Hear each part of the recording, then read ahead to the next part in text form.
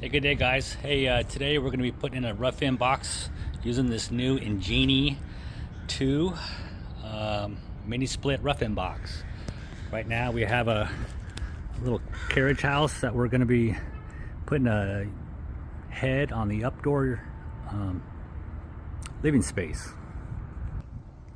So as you can see, we got the mini split line set kind of already ran to the outdoor. It's going to be covered with the speedy channel. Looks like they got power ran.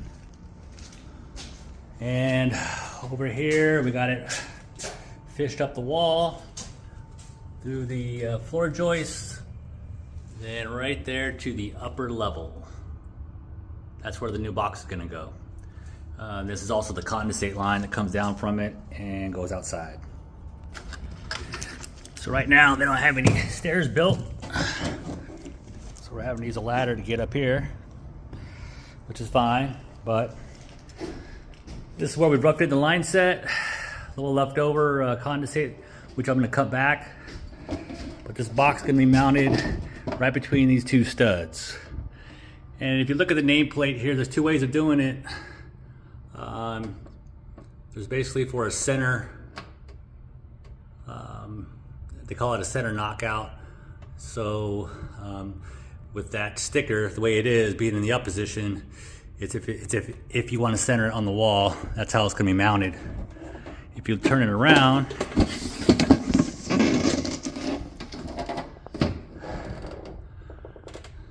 those are for left side offset knockouts. But if you look at this box, it doesn't really have any knockouts. What it has is basically a lid.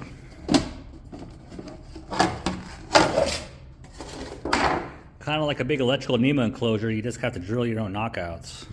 So we're going to be drilling a few on the bottom for the condensate drain, on the left hand side for the line set, which is going to poke into the box, as you can see right here. I just got to bend these lines. All right, so as I look this over, this box again has this cover that's eventually going to be cut out. It's this kind of odd shaped rectangle right here.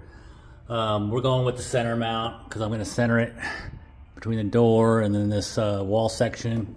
So looking at the box and how it needs to be mounted, it's that lid, or excuse me, that cutout sticks out about 1/2 of an inch. So we're going to want to rough this in to where the drywallers can go around that. The lid pretty much just is flush with your stud. I think I'm going to mount the box before I run my line set in it and drill the hole with the box already installed. I'll just leave the lid off. I've already got a hole right here where I'm going to do a kind of a little gooseneck with the line set, so there's some flexibility after it's inside the box.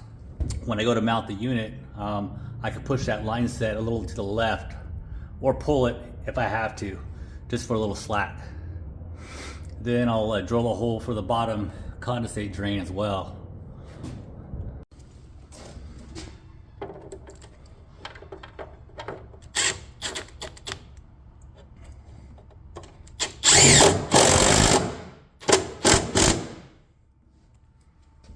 And I got 2 more on this side. Okay, so I got the box screwed in, it's level. Just take into consideration the bottom of this cutout, it's going to be near the bottom of your bracket that's holding the cassette. I also have the power control wire right here, where I'm thinking I'm going to use like an SO type connector, Romex connector, to go either to the bottom or to the top side. Not sure how many holes I want on the bottom in case there's ever a condensate leak, but I think we'll be fine. Okay guys, so I got the hole drilled for the line set right here. I'm gonna just put that gooseneck bend in here. We'll start with the 3/8 and just slowly work our way backward. I'm just gonna run that straight in. Leaving that little offset. Do the same with the 1/4 inch.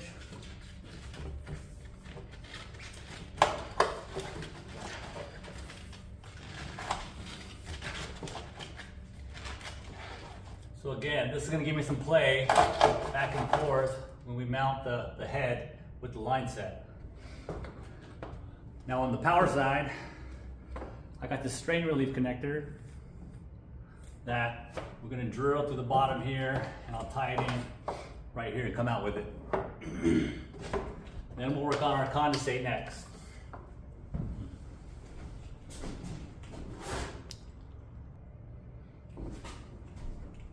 All right, so I've got this strain connector here. That's what I'm going to use for the, again, power control wire. I'm going to drill the hole right now.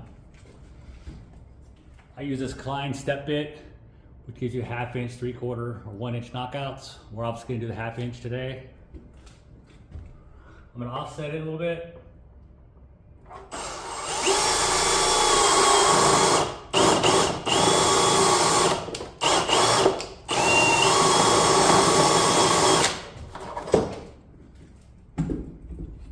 Take off that lock nut. Toss it in here.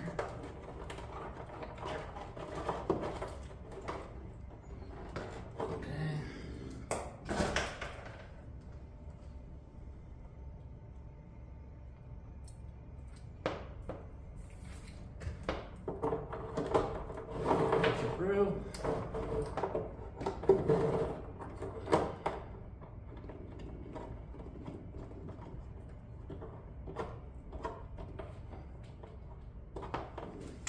Here we go. Okay, time for condensate. So because a lot of the mini splits have insulated like 5/8, 1/2 inch drain lines, it can make it about 1 inch, 1.25 inch wide with that insulation on the indoor head of the drain line. So I went ahead with 1.5 inch, kind of a reducing bushing. That's gonna go to 1.25 inch pipe. Then I'm gonna bush down to 3/4 pipe that I've already got ran. So all I gotta do is cut this pipe, glue all this together, and then maybe a little bit of pipe dope on the threads, and then we'll have a nice larger drain for that condensate, like that, and then that'll be cut off there. I think it'll be a little bit more easier to set the head and take that drain line and get it down right where we want it, and it should feed in about 6 to 8 inches or so. It'll be nice. All right, guys, so I've got the line set in, power's in, and I got that larger drain line which pushes down to 3/4. I got it strapped in as well. We're ready to cover this thing up and call it good. So that's pretty much it for this Ingenii, or I might be calling it wrong, Ingenii 2, not sure, but look like it's made somewhere in Linwood, Washington, looks like, but this is the first time I put it in. Really nice unit.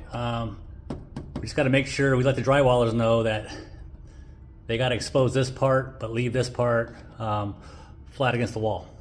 And then we're all good. All right, thanks guys.